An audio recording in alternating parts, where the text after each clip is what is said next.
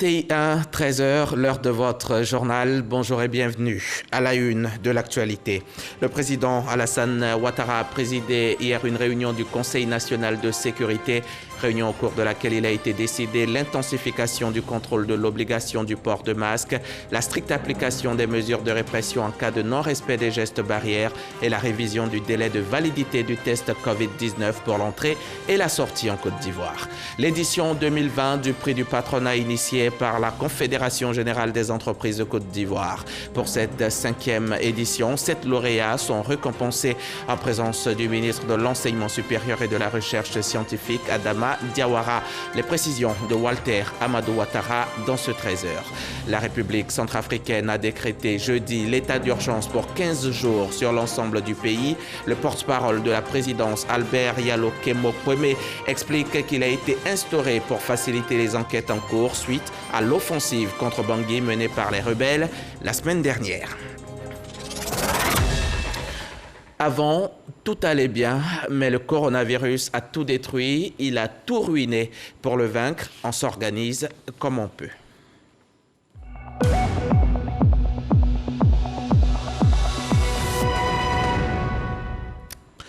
Face à cette recrudescence des cas de Covid, les autorités ivoiriennes ont décidé d'agir. L'état d'urgence est instauré sur toute l'étendue du territoire du 21 janvier au 28 février 2021. En cas de non-respect des gestes barrières, l'on assistera à une stricte application des mesures de répression. Ce sont entre autres quelques décisions du Conseil national de sécurité dont le communiqué final est lu ici par Abou Sanogo. Le président de la République, son Excellence M. Alassane Ouattara, a présidé ce jeudi 21 janvier 2021 au Palais de la Présidence de la République une réunion du Conseil national de sécurité CNS.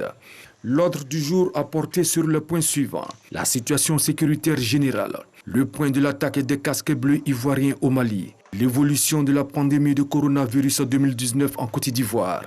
Au titre de la situation sécuritaire générale, à la suite de l'analyse de la situation sécuritaire de l'année 2020 par le ministre de l'Intérieur et de la Sécurité, le Conseil national de sécurité a noté avec satisfaction une amélioration continue de la situation sécuritaire depuis 2012.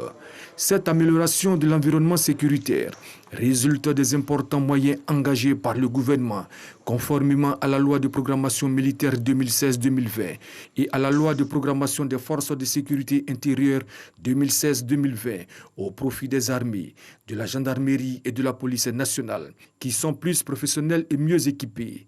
Cette amélioration est due également aux opérations de sécurisation menées régulièrement par l'ensemble des forces de défense et de sécurité sur l'ensemble du territoire. À cet égard, le président de la République a félicité le Premier ministre, ministre de la Défense, le ministre de l'Intérieur et de la Sécurité, ainsi que les grands commandements pour les importants résultats obtenus. Il les a exhortés à finaliser les travaux en cours afin de doter notre pays de nouvelles lois de programmation militaire et de sécurité intérieure pour la période 2021-2025. Au titre de l'attaque des casques bleus ivoiriens au Mali, le chef d'état-major général des armées a fait un point de situation de l'attaque du contingent ivoirien survenu le mercredi 13 janvier 2021 au nord de Tombouctou, au Mali, dans le cadre de la mission multidimensionnelle intégrée des Nations Unies pour la stabilisation au Mali, MINUSMA, et de sa mission de remobilisation. Le bilan définitif de cette attaque fait état de 4 morts et 3 blessés dont l'état reste stable. Le président de la République, après avoir remercié les Nations Unies et le gouvernement malien pour l'hommage rendu aux soldats ivoiriens, a présenté ses condoléances aux familles endeuillées et formulé des vœux de prompt rétablissement pour les blessés. Il a par ailleurs instruit le Premier ministre à l'effet d'organiser un hommage national à l'honneur de ces braves et vaillants soldats le lundi 25 janvier 2021 à la place d'armes de l'état-major général des armées. Au titre de l'évolution de la pandémie de coronavirus 2019 en Côte d'Ivoire, le ministre de la Santé et de l'Hygiène publique a fait un point de l'évolution de la pandémie de coronavirus 2019 dans notre pays. Ainsi, à la date du 20 janvier 2021, la Côte d'Ivoire dénombrait 25 597 cas confirmés de la COVID-19 et 142 décès. Le nombre total de guéris est de 23 867. Le nombre de cas actifs est actuellement de 1588. Ces résultats qui traduisent une bonne maîtrise de la pandémie en Côte d'Ivoire sont parmi les meilleurs en Afrique et dans le monde. Le ministre de la Santé et de l'Hygiène publique a cependant fait remarquer qu'au cours des récentes semaines, une augmentation du nombre de cas positifs a été observée en Côte d'Ivoire.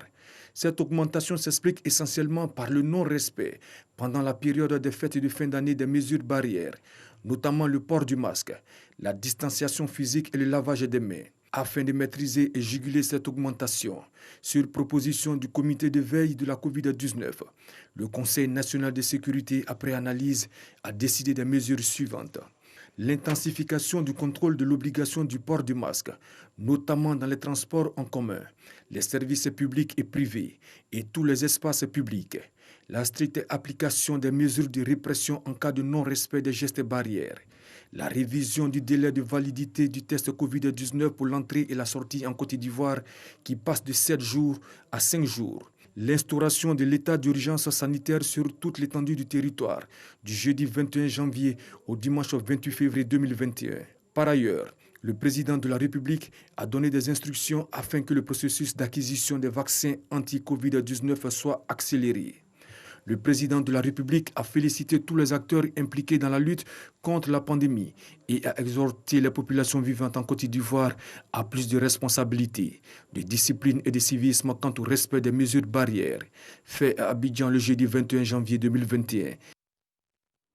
Ces mesures contre la propagation de la pandémie de Covid-19 permettront certainement de faire baisser la courbe des contaminations qui pour l'heure inquiète. Rien que ces dernières 24 heures, 154 nouvelles infections ont été enregistrées, 25 751, c'est le nombre de malades de Covid en Côte d'Ivoire depuis le 11 mars 2020. 142 personnes en sont mortes pendant que 1490 patients se battent à ce jour contre la maladie.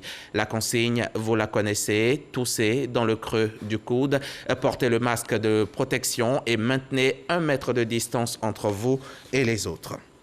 Il y a vraiment de quoi s'inquiéter. Selon l'Africa CDC, le Centre de contrôle et de prévention des maladies de l'Union africaine, le taux de mortalité lié à la pandémie de coronavirus en Côte d'Ivoire, en Afrique dépasse maintenant la moyenne mondiale. Il s'élève à 2,5% des cas recensés pour une moyenne mondiale qui s'établit à 2,2%. En Afrique, 70% des malades du coronavirus sont recensés dans 5 pays. L'Afrique du Sud, avec 41% des cas, est loin devant. Suivent le Maroc, la Tunisie, l'Égypte et enfin l'Éthiopie. Heureusement, il n'y a pas que le coronavirus dans la vie. D'autres dossiers importants sont sur la table. Ahmed Bakayoko a reçu hier les membres du comité Côte d'Ivoire des conseillers du commerce extérieur de la France. À cette occasion, le Premier ministre leur a donné des assurances sur l'engagement du gouvernement à apporter des réponses dynamiques à leurs préoccupations afin de renforcer le partenariat gagnant-gagnant. Le CCEF, je le rappelle, est ce réseau de 4500 chefs d'entreprise et experts en commerce international au service du développement de la France depuis plus de 120 ans. Au même moment, le ministre de l'Agriculture et du Développement rural échangeait avec les 3 syndicats de producteurs de café-cacao. Ces derniers avaient décidé depuis lundi dernier d'aller en grève. Ils se plaignent entre autres de la mévente actuelle du cacao ou encore de la gestion de leurs acquis. Et suite à cette rencontre avec Kobena Kwasi Adjoumani, les producteurs ont décidé de lever leur mot d'ordre de grève. On en sait plus avec Jean-Luc Bangbo. Une rencontre qui aboutit sur une décrispation dans la filière café-cacao. 3 syndicats de producteurs qui avaient engagé une grève illimitée depuis le lundi 18 janvier afin d'attirer l'attention des autorités sur leurs préoccupations ont décidé de lever leur mot d'ordre. Au regard des avancées, des échanges et privilégiant la voie du dialogue, nous voulons vous rassurer que le dossier fait l'objet d'une bienveillante analyse par le gouvernement afin de trouver une solution à nos différents problèmes. Fort de cela, nous, Synapsi, Anaprosi, Sinéa, Grissi, levons en ces jours du jeudi 21 janvier 2021 le mot d'ordre de grève engagé depuis le lundi 18 janvier 2021 Les préoccupations des producteurs portaient notamment sur le stock des arriérés de la campagne 2016-2017 d'un montant de 1,6 milliard de francs CFA, l'appui aux organisations professionnelles agricoles par le Conseil Café-Cacao, la gestion des actifs des producteurs et la mévente actuelle du cacao. Le ministre de l'Agriculture, qui a conduit les échanges depuis le mardi 19 janvier, s'est félicité de l'issue heureuse de ce dialogue. Les organisations professionnelles agricoles, avec leurs syndicats, avaient besoin d'un certain nombre d'informations. C'est pour cela qu'ils avaient émis des griefs. Et nous venons de lever ces griefs en leur donnant les informations vraies. Les 3 syndicats ont toutefois promis de ne pas baisser la garde dans la défense de leurs intérêts. Ils annoncent ainsi, dans les prochains jours, une tournée d'information et de sensibilisation auprès de leurs membres. Au bout de l'effort, il y a la récompense et le mérite est toujours salué. 5e édition du prix du patronat initié par la Confédération générale des entreprises de Côte d'Ivoire. C'était hier jeudi. 7 lauréats ont été récompensés. Ils sont distingués dans 3 catégories. Le ministre de l'Enseignement supérieur et de la Recherche scientifique présent à la cérémonie félicite les lauréats. Le témoignage de Walter Amadou Ouattara.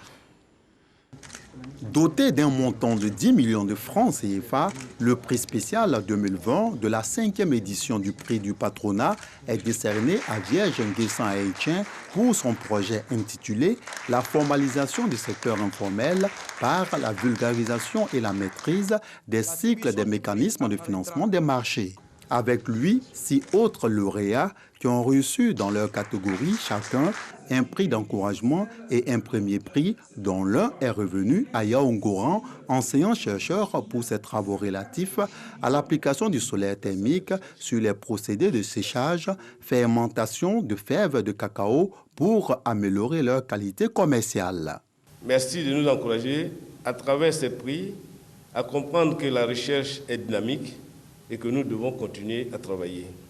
Initié depuis 2013, le prix du patronat de la Confédération générale des entreprises de Côte d'Ivoire a pu distinguer 35 lauréats. En instituant ce prix, le patronat entendait, entre autres, contribuer à la promotion des chercheurs, inventeurs et innovateurs, mais surtout, voir transformer les résultats de la recherche en opportunités d'affaires. Le ministre de l'Enseignement supérieur et de la Recherche scientifique félicite les lauréats et réaffirme l'intérêt que le gouvernement porte à la reconnaissance des valeurs, surtout dans l'innovation. L'innovation constitue un enjeu stratégique. C'est la condition de la croissance, de la création d'emplois et de richesses, mais également de l'amélioration de notre bien-être. La dynamisation de l'innovation est donc une priorité absolue pour notre département ministériel. Alors, comment ne pas célébrer l'excellence dans l'innovation technologique de façon générale et en particulier dans l'innovation liée à l'environnement, l'agriculture, les nouvelles technologies dans l'éducation et la biotechnologie, qui sont les 4 domaines retenus pour l'attribution de ce prix. 13 candidats ont postulé pour cette 5e édition du prix du patronat. Les 7 lauréats retenus sont répartis avec une enveloppe globale de 31 millions de francs CFA.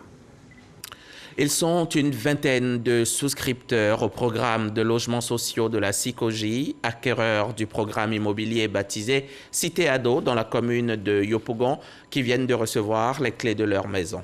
C'était lors de la cérémonie de lancement des travaux de l'opération Azito 2 de la SICOGI, en présence du secrétaire d'État chargé du logement social, Nguessan Kofi Lataï, et de notre reporter Mahama Traoré. Grâce à la SICOGI, Société ivoirienne de construction et de gestion immobilière, ils peuvent désormais compter au nombre des propriétaires de logements en Côte d'Ivoire. Ces 652 souscripteurs à l'opération immobilière Cité Ado de Yopougon peuvent désormais accéder à leur maison. C'était un peu difficile, mais aujourd'hui, je suis très heureux d'avoir chez moi. Voilà. Depuis 2012, on a commencé la souscription. On est obligé, en plus de payer les loyers, pour payer l'appartement. Ça a été vraiment difficile pour nous. Et par la grâce de Dieu, aujourd'hui, cela prend fin. En septembre dernier, nous avons remis des clés à Bobo PK18. Aujourd'hui, nous sommes là pour remettre des clés. En février, nous serons de retour à Bobo pour remettre des clés. Si la pandémie ne nous empêche pas, avant la fin du premier trimestre, nous allons lancer la première opération Ville Nouvelle du côté des Grands Bassams. Cette année, le gouvernement entend insuffler un dynamisme nouveau au programme de construction et d'acquisition des logements sociaux et économiques. Le gouvernement tient à rassurer les populations et les acquéreurs des logements sociaux. L'État tiendra ses engagements jusqu'au bout. Nous allons élargir le projet à l'intérieur du pays. C'est près de 51 700 logements qui seront construits dans tous les chefs-lieux de département de notre pays, puisque à l'intérieur, les besoins aussi sont importants au niveau des logements sociaux. En ce qui concerne la SICOGI, elle vient de lancer la construction de la deuxième tranche de l'opération immobilière Les Résidences Azito sur ce site de 6 hectares à Yopougon. Le défi est de livrer 1006 logements dans les 18 prochains mois, en plus de la réalisation des voiries et réseaux divers VRD, dont les travaux ont été lancés ce jeudi. On passe au chapitre politique de cette édition. L'actualité, c'est le scrutin législatif du 6 mars prochain. Les dossiers de candidature sont encore reçus à la commission électorale jusqu'à ce soir. On se souvient que les députés sortants ont pris fonction en 2017, c'était en avril. Leur mandat s'est achevé officiellement en décembre 2020. Mais que retenons-nous du mandat de cette assemblée? C'est l'exercice auquel s'est adonné Gabriel Zani. On regarde. Officiellement, le jeudi 31 décembre, dernier jour ouvrable de l'année, la session ordinaire 2020 de l'Assemblée nationale a pris fin dans cet hémicycle. Avec elle, la première législature de la Troisième République ouverte le lundi 3 avril 2017, premier jour ouvrable du mois d'avril. Que de débats houleux ont eu lieu ici, en plénière, que de projets de loi examinés en commission. Des lois importantes ont été votées. On peut citer la loi organique portant organisation de la Cour de cassation, la loi organique sur le Conseil d'État, la loi organique sur la Chambre des rois et chefs traditionnels de Côte d'Ivoire. 48 lois à impact direct sur la vie des populations ont été votées par la CAGI. Par exemple, en 2018, la votation de la loi relative à l'état civil. En 2019, celle portant sur l'adoption, pour ne citer que ces travaux. La loi sur le nom, la possibilité est laissée à tous les Ivoiriens, au moment donc de déclarer la naissance de l'enfant, d'ajouter en plus du patronyme du papa, le patronyme, le nom donc de la maman, de sorte que si la maman descend d'une famille qui n'a pas de garçon, le nom de son papa ne disparaisse pas. 255 députés partagés en 6 commissions et repartis en 4 groupes entre le RHDP, le PDCI, le Rassemblement, Vox Populi et des parlementaires restés indépendants au regard des mutations politiques survenues. En effet, en avril 2017, à l'ouverture de la première session de la première législature, le PDCI n'intègre pas le groupe RHDP. Et en février 2019, Guillaume Soro démissionne de la présidence de l'Assemblée nationale. Amadou Soumaoro est élu à la tête de l'hémicycle en mars 2019. Des couleurs politiques qui n'ont pas toujours facilité le graissage de la machine. On a eu à adopter le code forestier, donc toutes les organisations de la société civile en charge de la préservation de la forêt, nous avons demandé leur avis sur le projet de texte. Nous avons également consulté des experts et surtout aussi le ministère. Mais après cela, parce qu'une chose est d'analyser et d'examiner en commission, mais nous nous retrouvons pour adopter le rapport, malgré nos divergences politiques. Et ça n'a pas été facile, mais nous y sommes arrivés. Il y a eu des lois sur lesquelles et l'opposition parlementaire et les parlementaires proches du pouvoir ont réussi à trouver un consensus facilement. Il s'agissait par exemple des lois sur le code de la famille, la loi sur le mariage, la loi sur la filiation. Mais il y a par contre des lois au cours de cette législature sur lesquelles il y a eu de gros accrochages. Il s'agit entre autres de la loi portant révision de la Constitution, la loi sur la CEI, la commission électorale indépendante, et puis la loi sur la nouvelle carte d'identité biométrique. Ceux qui sont proches du pouvoir ont défendu d'autres arguments. À la fin, c'est la démocratie qui a triomphé. La démocratie qui avance au milieu des contradictions, des ajustements entre députés RHDP et ceux de l'opposition. Cependant, voter des lois, ce n'est pas tout. Les députés se sont attelés aussi à expliquer leurs motifs aux électeurs. Nous avons donc procédé à une invitation des masses, des associations, des populations de Yopougon, afin de leur expliquer donc, la fin de session et leur expliquer le contenu du travail parlementaire qui a été fait, essentiellement donc, dans le cadre donc, de la commission des finances, expliquer les investissements qui sont prévus ville par ville, quartier par quartier, département par département. Et cela a permis aux populations de comprendre exactement où les investissements sont situés. Des électeurs toujours partagés sur le travail de cette première législature pendant que s'annonce le renouvellement des députés en avril prochain. Les députés, nous plaçons nos confiance à eux, mais en retour, nous ne recevons rien d'eux. Donc pour moi, ils luttent pour leur propre intérêt, pas pour la nation. L'ancienne législature a fait ce qu'elle peut faire. Aujourd'hui, il y a de nouvelles élections pour renouveler l'Assemblée nationale. Donc je pense que les députés soient conscients que c'est le deuxième pouvoir de la République et qu'ils doivent penser à construire la nation que de s'attacher à des partis politiques. Des attentes des Ivoiriens grandissantes d'année en année du fait de l'urgence des besoins. L'Assemblée nationale fait l'effort d'en tenir compte en contrôlant l'action du gouvernement. Nous avons pu voir défiler devant l'Assemblée nationale un certain nombre de membres du gouvernement. Je vais citer par exemple le ministre de la Santé à l'occasion du déclenchement de la crise de la Covid-19 pour expliquer aux députés ce que c'était que cette maladie-là et surtout les mesures qui sont prises pour préserver la santé des populations. Nous avons vu passer également la ministre de l'Assainissement pour expliquer aux députés les actions qui sont menées par le gouvernement pour préserver les populations des inondations qui ont eu cours à l'occasion des pluies diluviennes qui se sont abattues non seulement sur la ville d'Abidjan, mais aussi sur tout le pays. À l'hémicycle, il n'y a pas que les lois, la représentation des populations ou encore le contrôle de l'action gouvernementale. Il y a aussi la diplomatie parlementaire qui fait partie aujourd'hui du rayonnement de la Maison des députés. L'Assemblée nationale participe à un certain nombre d'organisations interparlementaires où elle entend faire valoir son positionnement, elle entend faire valoir son avis sur les grandes questions qui préoccupent le monde. Au niveau de l'Assemblée parlementaire de la francophonie, un certain nombre de mesures ont été édictées et la Côte d'Ivoire a participé à la prise de ces mesures-là sur la façon dont le Parlement devrait fonctionner à l'aune de la crise sanitaire que connaît le monde. Amadou Soumaoro, le président de l'Assemblée nationale, prend la présidence de l'APF. Assemblée parlementaire de la francophonie, en juillet 2019, plébiscitée par ses pairs. D'intenses activités de repositionnement du travail des 255 députés élus en 2016.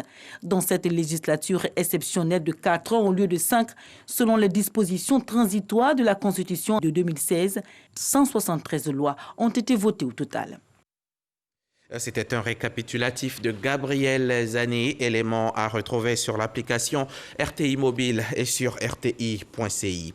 Allons-y maintenant à l'Université des droits de l'homme. Cette université qui est un cadre de formation sur la thématique des droits de l'homme et elle est destinée à tous. Hier jeudi, lors du lancement des programmes 2021 de l'établissement, les auditeurs de la dernière promotion de l'Université des droits de l'homme ont reçu leur parchemin de fin de formation. Le témoignage de Laure Goretti et Walter Amadou Ouattara.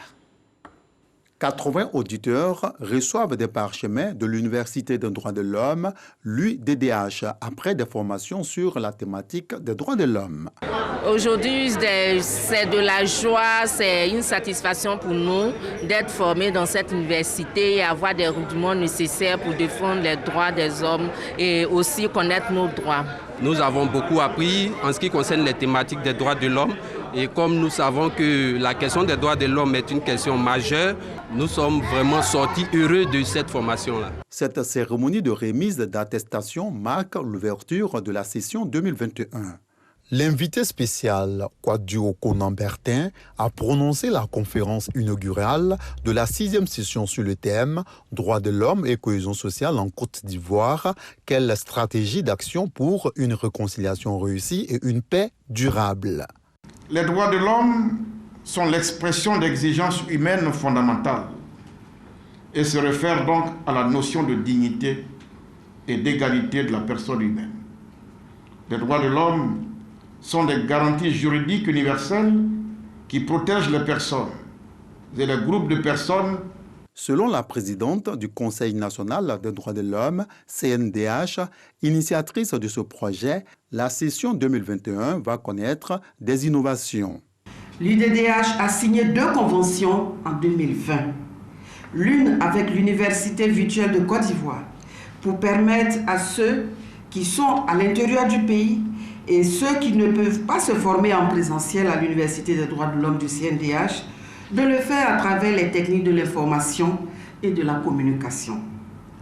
L'autre avec l'Institution nationale de formation judiciaire. Initiée en 2018 par le CNDH, ce sont 543 auditeurs au total qui ont bénéficié des formations de l'UDDH. Ces formations en session ordinaire et intensive sont initiées dans le but de répondre à des besoins de connaissances en matière des droits de l'homme. Sont concernés magistrats, avocats, officiers de la gendarmerie et de la police, enseignants, étudiants et membres de la société civile.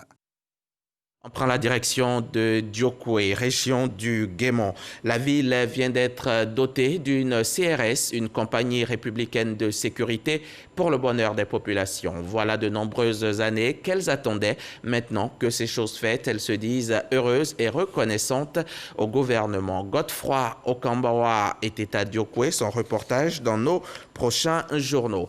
De retour ici à Abidjan, vous allez le voir en bref et en images. Hier, jeudi 21 janvier, le comité de normalisation de la FIF a été installé dans ses bureaux à la Maison de Verre à Trècheville. C'était en présence du directeur de cabinet du ministère des Sports et du directeur exécutif de la FIF, la Fédération ivoirienne de football. Mariam Daogabala, la responsable du comité, a appelé au rassemblement pour espérer achever la mission avant l'échéance du 31 décembre 2021. Le témoignage de nos confrères de RTI Sport à suivre dans nos prochains journaux également. Cette situation trouble du foot ivoirien y est peut-être pour quelque chose, mais la Côte d'Ivoire n'a pu se qualifier pour le CHAN 2020 qui a lieu en ce moment au Cameroun. Aujourd'hui, le Maroc et le Rwanda vont s'affronter cet après-midi même et le soir, on assistera au choc Ouganda-Togo. Des matchs que vous pourrez suivre en direct depuis chez vous. Ils seront retransmis sur RTI2, notre deuxième chaîne. Hier, deuxième journée du premier tour du CHAN, après la rencontre entre la Libye et la RDC qui a vu les Léopards égaliser à la dernière seconde, 1 but partout. Le stade de Djapoma à Douala a été le théâtre du deuxième match du groupe B. Le Congo-Brazzaville et le Niger visaient la victoire pour rebondir et rêver un peu plus au quart de finale. Finalement, comme lors du match joué un peu plus tôt, les deux sélections se sont séparées sur un match nul, 1 but partout. Seulement 6 minutes après l'entame de la rencontre, la Libye donne le ton avec le but du capitaine Mouetaz Ouessaïne.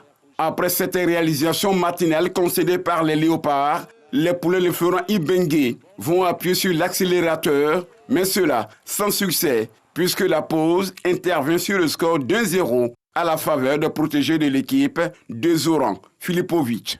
Le double champion d'Afrique entame la seconde période avec beaucoup plus de détermination et d'abnégation. La sélection congolaise se crée pas mal d'occasions de but qui finit par payer en toute fin de partie dans les arrêts de jeu grâce à une frappe limpide d'Ernesto Luzolo Sita. Avec ce nul arraché dans les dernières minutes de ce duel, les Congolais occupent la première place du groupe B avec 4 points.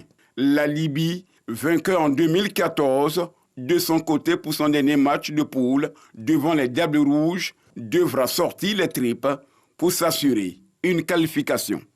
Dans l'autre match de la même poule, le Congo et le Niger ont coupé la poire en deux avec un score d'1 but partout. Les Diables Rouges ouvrent la marque par Mwaza Mapata et le MENA revient dans la partie en seconde période à la 70e minute grâce au pénalty réussi par Moussa Issa. Si le Congo et le Niger aspirent à une qualification pour les quarts de finale, ces deux nations devront sortir les tripes, respectivement devant la Libye et la RDC, le 25 janvier 2021. La République centrafricaine n'est pas concernée du tout par ce Chan. Le pays se bat contre ces rebelles. Il a été décrété jeudi l'état d'urgence pour 15 jours sur l'ensemble du territoire, ce qui confère à l'autorité civile des pouvoirs exceptionnels de police dans certaines circonstances en cas de péril imminent. Selon la présidence, cet état d'urgence a été instauré pour faciliter les enquêtes en cours suite à l'offensive contre Bangui menée par les rebelles la semaine dernière. On s'arrête là pour aujourd'hui. Merci de nous avoir suivis. On se retrouve la semaine prochaine, vendredi prochain plus exactement. D'ici là, on se lave bien les mains.